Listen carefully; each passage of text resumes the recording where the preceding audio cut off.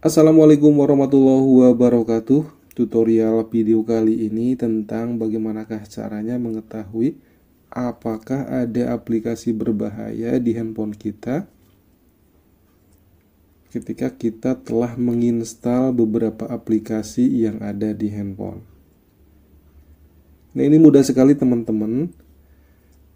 Jadi langsung saja ke caranya. Kita buka aplikasi Play Store di handphone kita. Nah, di bagian pencarian, teman-teman tuliskan Play Protect.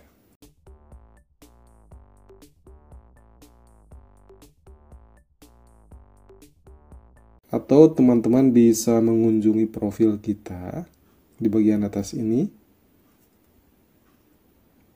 Kemudian kita klik. Nah, di bagian bawah ada tulisan Play Protect. Jadi kita tekan saja di sini.